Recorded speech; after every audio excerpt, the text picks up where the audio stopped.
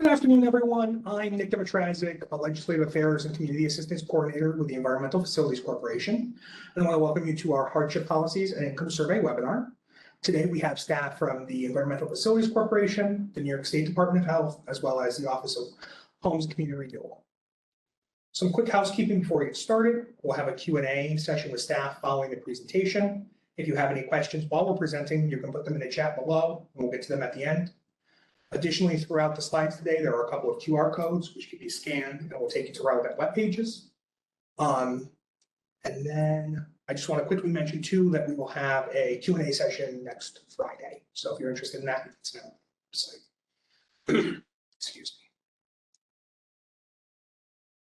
So just an overview of our agenda today. We'll talk a little bit about EFC and what we do. Then we'll go into the state revolving funds, including financing and eligibility. We'll talk about clean water hardship, drinking water hardship, and technical assistance opportunities. And then Homes and Community Renewal will discuss their income survey requirements. So a little bit about EFC and what we do. So the first thing I'll mention is a Clean Water State Revolving Fund. This provides low-cost capital for sewer and wastewater treatment projects, and we have financing short-term and long-term with different types of interest rates, which we'll get to in a moment. We also have the Drinking Water State Revolving Fund, which is the sister program to our CWSRF. And then we also have state water grants. So this gets us to a nation-leading investment. We have one of the largest state revolving funds in the nation. So since 1990, we provided $37.1 billion to wastewater projects. Since 1996, we provided $10.1 billion to drinking water projects. And since 2015, we provided over $2 billion to projects through our state water grants program. So this gives us a nice overview of our types of financing, as I mentioned before. So we have both short-term and long-term. We can offer this at a variety of interest rates, including market rate, subsidized, or interest-free, which will be the topic of discussion today. And then we also have financial assistance as grants. So this goes through our three different types of financings. So we have our market rate, as I said, which is based on EFC's bond rating. Then we have subsidized, which is a reduction in the regular market rate, interest rate. And then finally, we have our interest-free financing, which is available for projects that qualify as hardship, which we'll discuss in detail today. So this is a good graphic that gives you an overview of how the state revolving funds function. We start with seed money from the EPA and a state match from New York. These funds go into the program and are loaned out. As those loans are repaid, the funds go back into the overall fund and can be loaned out again. Through proactive fund management, we're also able to leverage bond proceeds to increase the amount of financing we're able to do. So the first step to accessing funds through the state revolving funds is our intended use plan. So this dictates how each SRF program will spend their available funds. So we have, under the intended use plan, we have the multi-year list. So this is for applicants who have expressed an interest in receiving SRF financial assistance, but have not provided the required documentation to be on the annual list. And the annual list is projects that are currently eligible to receive funding in this federal fiscal year. So I'll just mention we did recently publish draft versions of our intended use plans for the upcoming 2026 federal fiscal year. And now I'll turn it over to Paul and Ashley with DOH to discuss some of our eligible entities. Hello, I'm Paul Kutcha. I'm a program coordinator on the community assistance team. So for the Clean Water State Revolving Fund eligible entities, all of them are going to be different types of municipalities. This is a fairly broad category, so that's going to include any county, city, town, village, district corporation, county or town improvement district, school district, Indian Nation, recognized in the United States and wholly or partly within the boundaries of New York State, New York Public Benefit Corporation or public authority, and finally New York State agencies. And pass it over to Ashley. Can you all hear me okay? I can hear you great, Ashley. So on the drinking water revolving side, we can finance community water systems, municipally owned as defined by what Paul just mentioned, and we can also fund some privately owned water systems as well. you have questions about that, please reach out and we can help you determine what you're eligible for. We can also fund non-community water systems. And if you're interested in grant and interest-free financing, that would specifically go to municipalities or privately owned systems that are regulated by the Department of Public Service.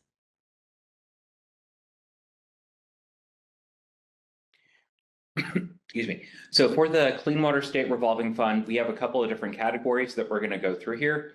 So these are all listed out in the IUP, and projects are listed and compete with similarly sized municipalities. So category A is municipalities with a population of 3,500 or less. Category B, the population is 3,501 up to 2 million. And category C is population more than 2 million. In addition to municipality size, there's also categories for very specific types of projects. The one that's going to be most important for today's presentation is category D. These are projects that meet the hardship criteria and can qualify for interest-free financing up to $25 million. There is a subsection of category D called category D1, which is additional subsidy funding through IIJA.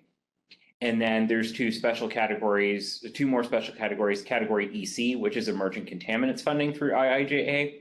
And finally, category G, which is Green Innovation Grant Program funding. So in addition to population size, there's also going to be some economic data. We're going to get most of our information from the American Community Survey, which is a comprehensive source of information for that's used for a lot of federal programs and encompasses usually population, housing, income, and a couple other factors. This is an ongoing survey conducted by the Census Bureau since 2005, and it collects a lot of detailed information. For purposes of our programs, DEC, EFC, and DOH use the Municipal Median Household Income, or MHI, and the poverty data to set up the hardship lines, which would then are all going to be under that category D, which was mentioned previously.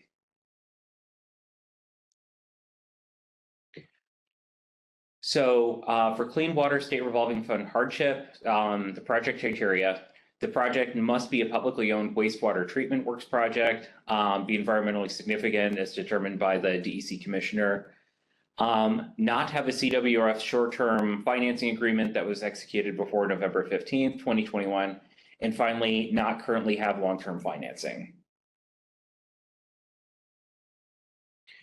For the hardship criteria, there are several factors involved. Most municipalities will have hardship determined by MHI and poverty. If your MHI is less than 80% of the regionally adjusted MHI, or if it's less than 100 or between 80 and 100% and has a poverty that's 9.8% or greater, you would qualify for hardship. Because MHI can be a little tricky, you can use weighted MHI for if it's going to be in multiple jurisdictions. Some places aren't categorized as a municipality and are basically going to have their MHI from being a census designated place. And that can also be used because information is also gathered for those areas.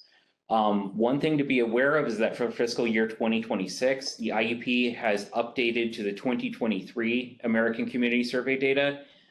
Previous IUPs were using 2021 and earlier, so some of those numbers may be a little different than what you're familiar with, so you always want to make sure you can check that.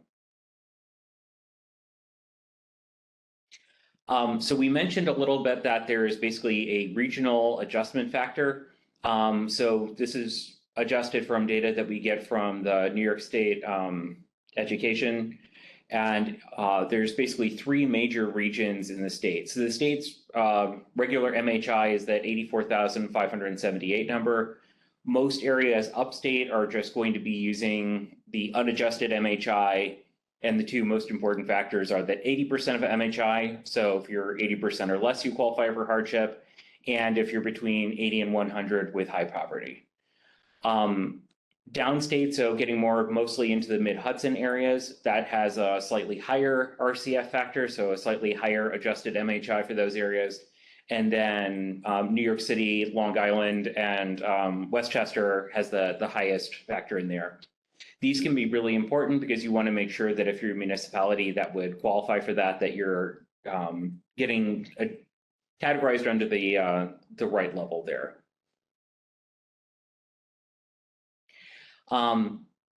Because MHI doesn't tell the whole story there, you might have census data that doesn't really reflect the project area or the population that's going to be responsible for the debt. There's two other mechanisms we can use that basically you can meet the hardship criteria without having an ACS MHI data that would qualify you. So the first and probably the biggest, most important one we're going to talk about is the income survey. And then we're also going to touch on ratepayer impacts. And I'm going to hand this over to Gabby to discuss the income survey. Hi, everyone. So if you don't know what income surveys are, they're used to establish an MHI different than the data from the ACS 5-year estimate. So if they're conducted properly, we can use them to determine hardship and additional subsidy. They're used for different needs and may need different data, so make sure to check early, but for the most part, we use it for special districts, areas missing census data, project areas that have different medium household incomes than the municipality they're in, overlapping areas, and eligibility for CDBG, which has separate criteria we'll talk about later. So who should be surveyed? So you want to conduct the survey in the service area of the water supply or wastewater treatment project proposed for SRF financing. So the geographic boundaries of the survey must match the infrastructure project service area identified in the engineering planning report. So these surveys can only include residential areas. These households can include single family homes and multifamily structures, but they cannot, once again, not be non-residential. So they can't include businesses and they cannot include non-residential entities.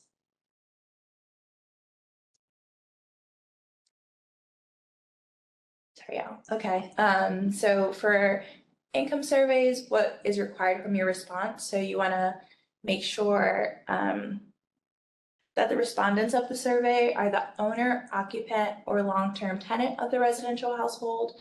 So in the case of seasonally occupied properties and second homes, the respondents should be the property owner and not short-term rental renters or occupants. And then the survey form must indicate that the survey responses represent the aggregate income of all occupants, whether they're related or not, and they should be 15 years of age or older. And then the numerical response must represent the actual income of each household surveyed. So you can't allow respondents to choose from a range of incomes. They need to be the specific amount. On top of that, municipalities must keep the documents related to the organization and execution of the survey for a time specified in our documents. So I'm not going to read this whole thing, but essentially these are the minimum response rates based on the number of households in your proposed project service area. And then the required minimum percent return rate. So for example, if you have 1 to 55 households in your service area, you want a minimum of 90% of responses from that area. And then as it gets bigger, that required percentage gets a little lower because math.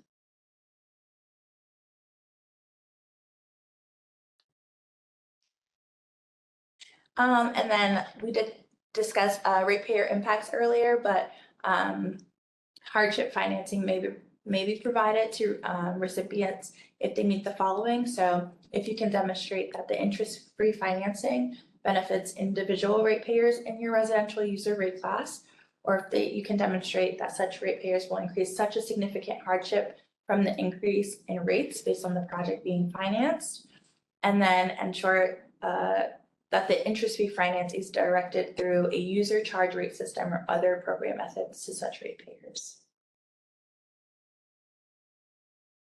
I'm going to toss it to Ashley at DOH. Thank you. So for the Drinking Water State Revolving Fund, we always put a hardship eligibility line in our intended use plan. That's the document that's out for draft now and will be final on October 1st. So the way that works is that based on our financing for the next year, we'll draw the line based on how many funds we have, and we'll use the public health score for the project. So we'll rank in our intended use plan, we have the highest ranking projects to the lowest. Right now, the hardship eligibility line is a score of 115. So that means all the projects above 115 will be evaluated for hardship. That means grants or interest-free financing.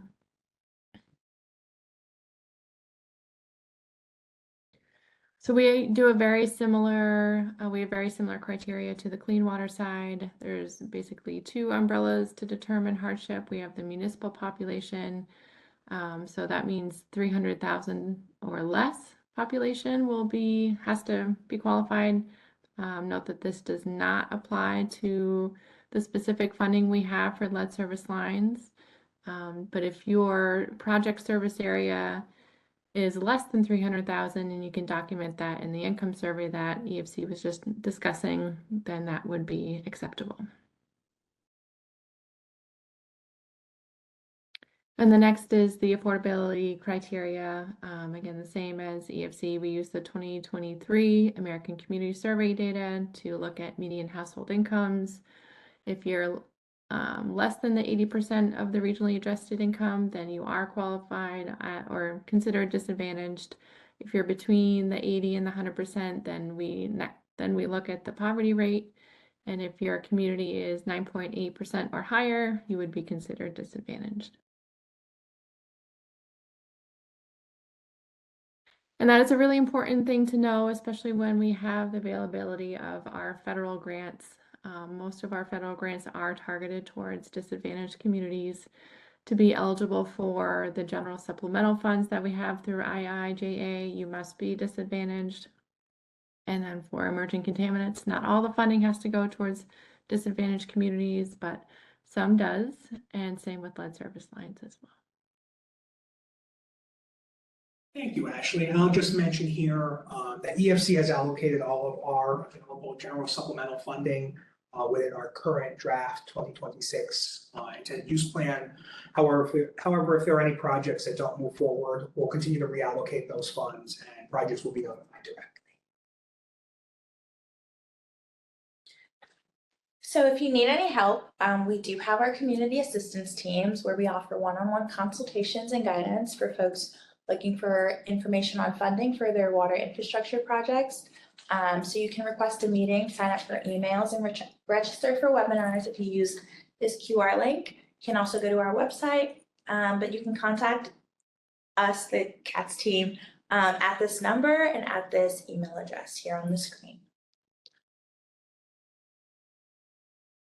Now, once again, you can sign up for our emails to be notified of grant announcements, webinars, events, and upcoming deadlines for our funding programs. And thank you for listening. We're going to move on to the Office of Community Renewal.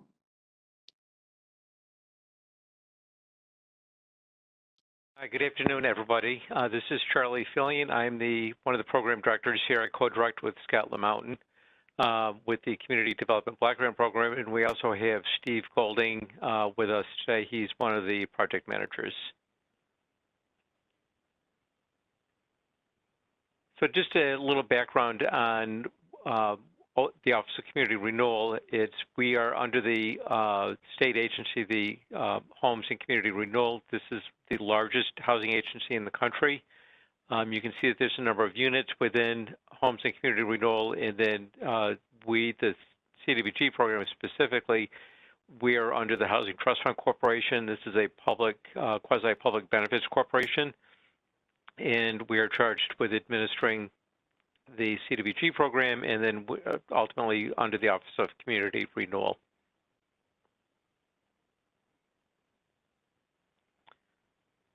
So what makes up OCR? There's a number of programs. So the New York State, the CDBG program, and what I refer to as our sister program, the HOME program. These are all federally funded, and that comes directly from HUD. And then we've got a number of other programs, Main Street, the Neighborhood NPC, RPC, MMHR, Restore. Restore, if you're not familiar with it, is a program for emergency repairs for the elderly. Access program has to do with accessibility modifications within the home. And then we've got the vacant rental program, New York State Land Bank Initiative, and then Healthy Homes. I realize we're talking about infrastructure today, but intrinsically behind the scenes, there's three legs to community development. There's economic development, there's housing, and then infrastructure, and we need all three to work together. So we just put all that out there just so you're aware of everything that we do here at OCR. So what do we fund? Again, housing, we just talked about that. We've got a round that closes today. Obviously, the drinking water, sanitary sewer, and also stormwater management. We have a couple open rounds. These close next month on October 31st. So accessibility modifications and the economic development, and then the technical assistance community planning. Those are all available directly through the CDBG program. You would apply through the CFA for those. And then a couple others, you've got the mixed use and downtown stabilization. Quasi-mix between, primarily the Main Street program for those, but you can sometimes pull in a CDBG program is to help leverage your project.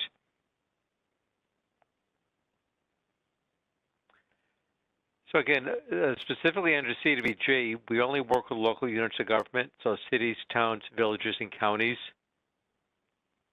So our award structure is we would make the award directly to the municipality, and then you can enter into sub-agreements beyond that if you're working with a not-for-profit, for example, or if, intermunicipal agreement, some other form, but that's how the money works on the CDBG side. The other programs, the state side, the home program, they often work directly. Those programs allow not-for-profits to be able to apply directly.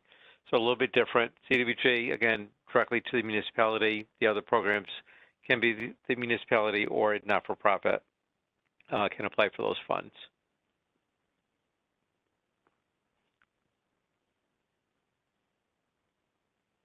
And next slide.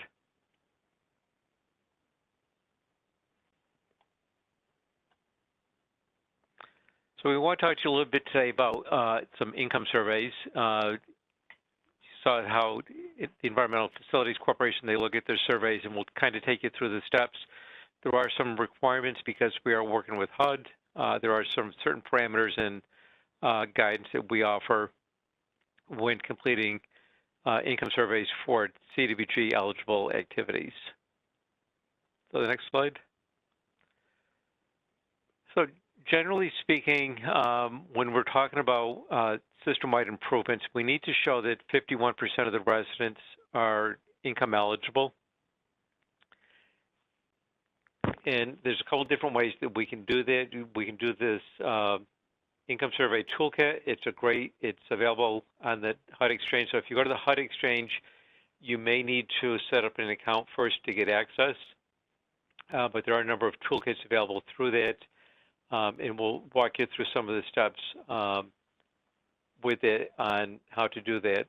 I'm going to put a link into the website. Let me just get back to this in just a second. And I'm going to put a link into the chat. This is the link to the HUD Exchange for the income survey toolkit. Again, it's readily available if you have any questions. Steve is kind of our guru on this side. So you can reach out to me or OCR info, or you can contact Steve for guidance on getting through this. The next slide.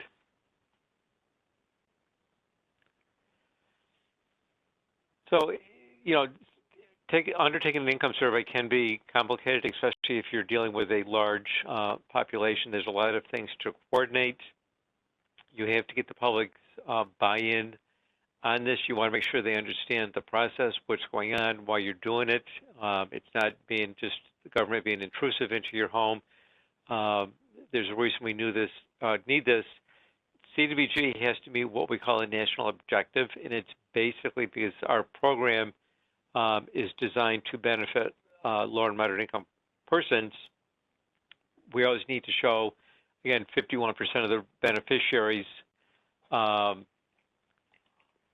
considered to be low and moderate income by the HUD guidance. So there's things to think about in here. There's the material design, there's the mailing, there's your outreach, there's your survey methodology. You need to coordinate all this ahead of time before you get started.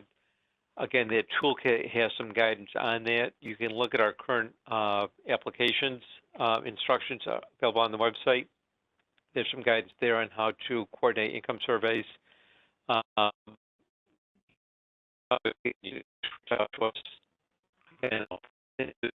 It's also info. Oh, Charlie. NY.gov. Yes. Oh, okay. Could you just repeat that, Charlie? I'm sorry, you broke up there for a second. Oh, sorry. I put it into the chat. So you can always reach us at ocrinfo@hcr.ny.gov if you have questions on undertaking an income survey. If you're not sure what to do, kind of next steps, we can kind of help you get through the process. We also have technical assistance providers not directly related to OCR. These are private, not-for-profit entities that we work with. We have a couple technical assistance providers, again, that we work with. EFC also works for them, not directly related to either one of us. The first one is called Rural Community Assistance Partnership. They work statewide. They can assist you with undertaking the income survey. This is their primary, it's a big part of their work with what they do. And they're super, super easy to work with. And so if you're looking for a referral for that, just get a hold of me and we'll make the connection. The other group that we work with that I refer to as the other EFC, the Environmental Finance Center, they are out of Syracuse University. Despite the name, they do not offer financing. They are a technical assistance provider. Again, the Environmental Finance Center is a national organization, and for the Northeast corridor, for the area covered by them, they are at Syracuse University Center of Excellence. So again, a couple of great technical assistance providers. They're here to, we'll work with you. We can refer you over, but you just need to contact us and we'll make the connection and get you started.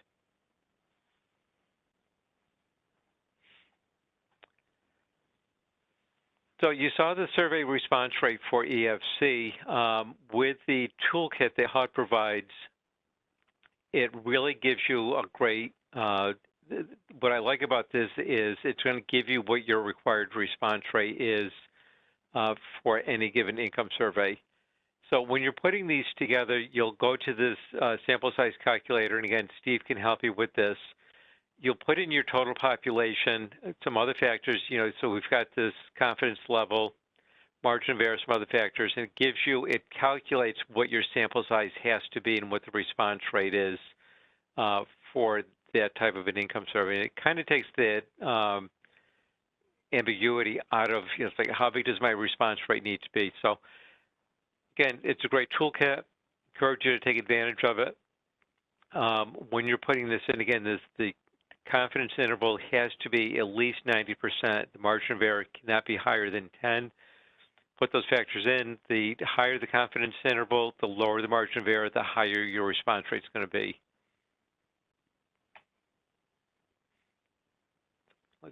Yep.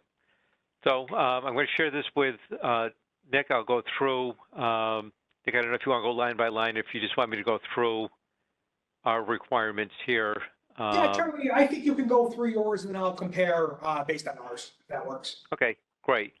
So, yes, with our program, again, the purpose of the survey, it's to determine if the municipality meets MHI. Nick, I'm going to segue on you for just a second. I probably should have talked about this with you a little bit earlier when we were talking about things. I'm going to go on to my website. Okay, do you want to share your screen, Charlie? Yeah, I'm going to share my screen. I just want to get to where I need to be first. Yeah, sure. Yep. So, and I'll put this. I'll put our website into the chat again here, so that everybody sees it.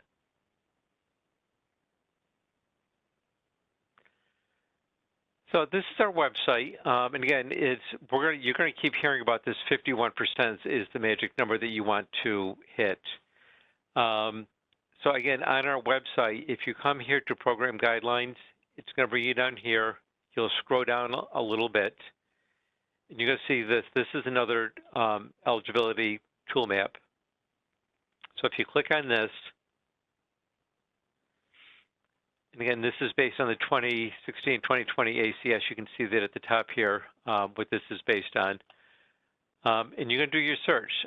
So let's just do a quick search, and I'll just show you a couple things. This is not anything scientific, and I'm not picking any of these for any reason other than just to show you what we're talking about here. So this is the census tract block groups for the Village of Scotia.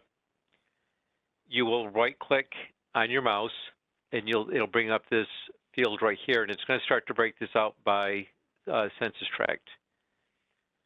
So here's the village. If I zoom out a little bit, you'll see here's the boundaries for the Village of Scotia. This is in Schenectady County, if you're wondering, and here's the census data. So you see here, this is the magic number that we're talking about right here, this 47.10%. If the Village of Scotia were above 51%, we wouldn't be having the discussion about an income survey because the project by default, as long as it's a system-wide benefit, the village would automatically qualify. In this case, if you want to do sewer improvements in Scotia, you would have to do an income survey for this project. Again, this is a great tool to look at first to determine if you need an income survey. And I'll just show you for comparative purposes. If we go to another community, this is the Village of Whitehall up in Washington County. So again, we'll right-click. It'll bring the basic data up.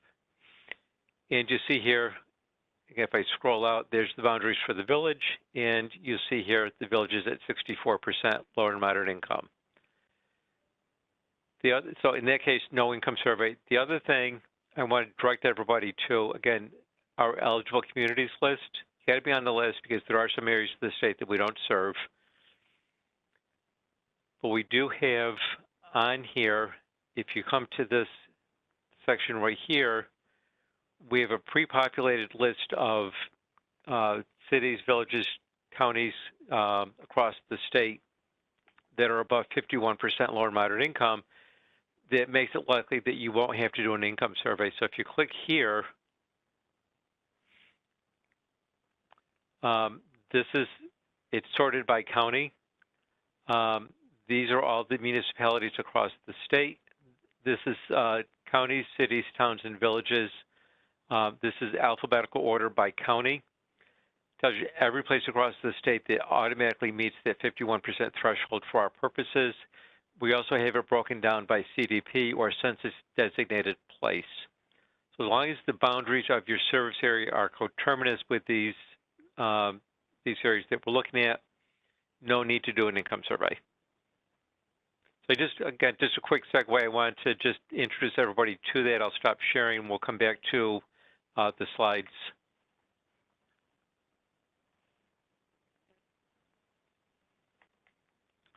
So again, the income format, you want to make sure you're dealing with the actual income and income ranges. The information that we deal with is by region. This is not a statewide average. So again, within the toolkit, it'll take you to the HUD income limits. It's out there by county. So you can look at the individual areas to determine what those income ranges are. We talked about the minimum required response rate. So again, that statistical sampling, as long as you're meeting that documentation, that's going to give you your required response rate. And you'll give us that information when you're preparing your survey methodology to explain how you got to that point. With respect to who is in the house and which income, it's anyone 18 years and older. This is earned income.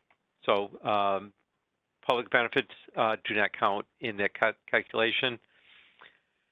These are intended to be confidential surveys. Again, it's typically the surveys will be two pieces. You've got one form with household size, income, other characteristics, anything that identifies by anyone by name or by address, it becomes part of the permanent record, but that is a separate piece that is not subject to FOIL. And then ultimately, documentation is critical for us. If you're using the income survey as documentation to show eligibility, that you met that required income eligibility requirement for the project, you, the municipality, you are required to retain that documentation because that is the only proof that the project was actually eligible and met that national objective documentation. So I'll share that, hand this over to Nick to go through EFC's requirements. Thank you so much, Charlie. Yeah, so I'm just going to talk through this one more time. As Gabby mentioned previously, this is to establish an alternate MHI to qualify specifically for hardship under either the DWSRF or CWSRF. You could still be eligible to access financing through those programs. Without this process, this just adds an additional level of funding you're eligible for. For our EFC policy, the income format is different. We need a write-in of actual incomes, and if it's a multiple user address, you need to have the average of all occupants of that home. Ours, as Gabby mentioned previously, is a fixed minimum return rate by household size, so it does not change. That is a fixed chart, which is a little bit different than the statistical sampling with HUD. For ours, we are looking at any individuals 15 years of age and older.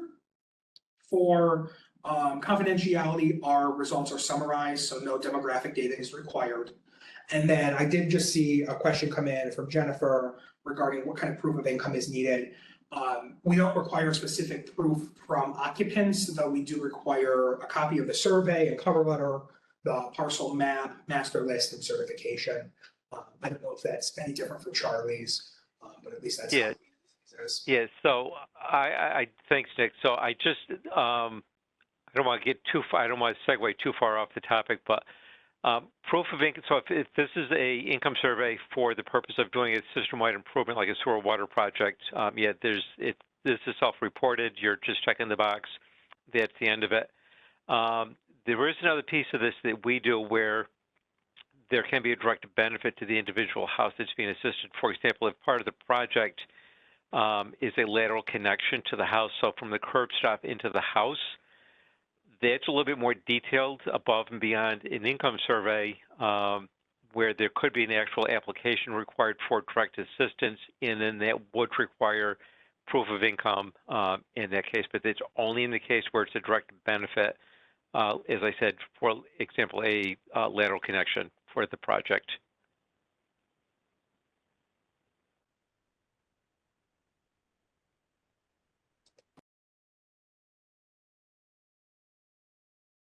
So yeah, so just continuing again, a couple different programs that we had. I kind of touched on these a little bit.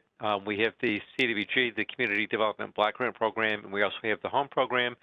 These are both federally funded, and the next slide is our state funding. So this is just some of the stateside funding that we have available through the Office of Community Renewals. Again, our funding runs as of today. The housing programs will all be shut down at the end of the day today. Ours is the last one. And we anticipate that funding will be available for all of these activities again in 2026.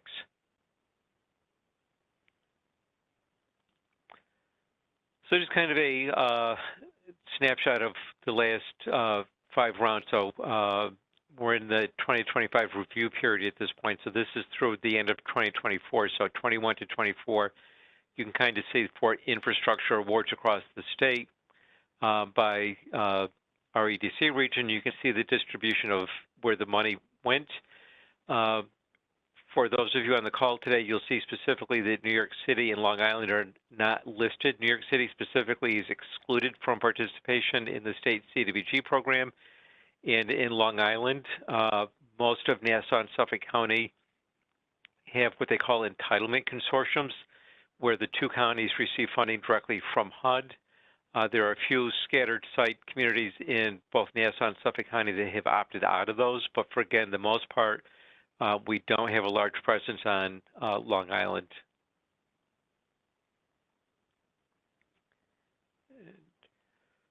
Again, for 2024, this is kind of a snapshot, so you can kind of see the volume that we do. This is all the activities that I've kind of touched on a little bit here. And for 2024, we did a total of 209 individual awards to municipalities and not-for-profits, with a total award of $175 million between state and federal resources.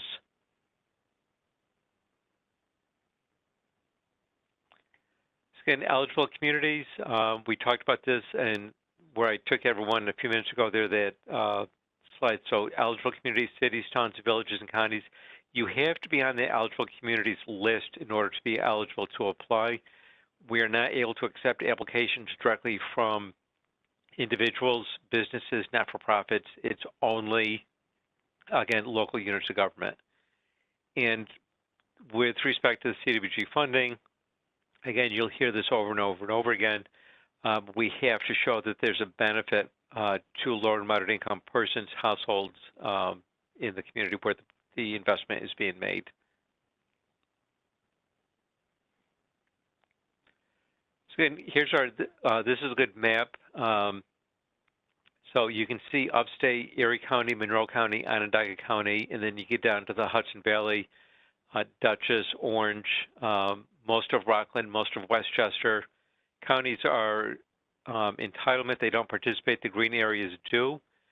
Putnam County participates in the CDBG program, and then again, you see the New York City, Long Island, and areas. But then upstate, Albany, Schenectady, Troy, Town of Colony, right here are entitlement jurisdictions: Saratoga Springs, Glens Falls, City of Binghamton, Town of Union, City of Watertown, Jamestown, Dunkirk, and Aurora. I think that's missing a few, but there's some scattered site.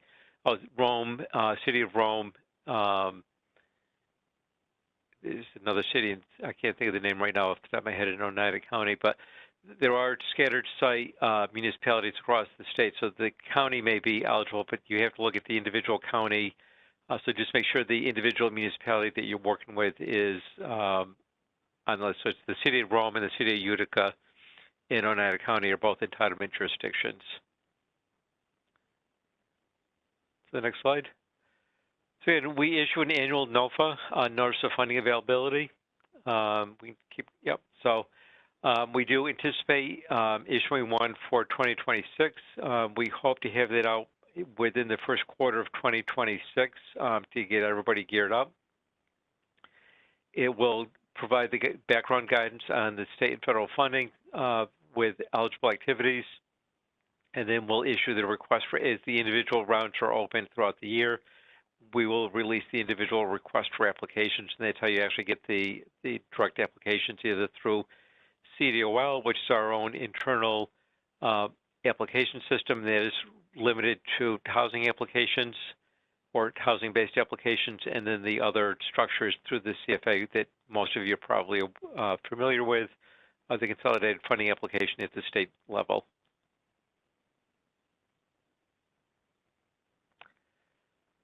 Again, these are all available, so you can go to the HUD Exchange. There's great tools. There's CPD, what we call community development notices.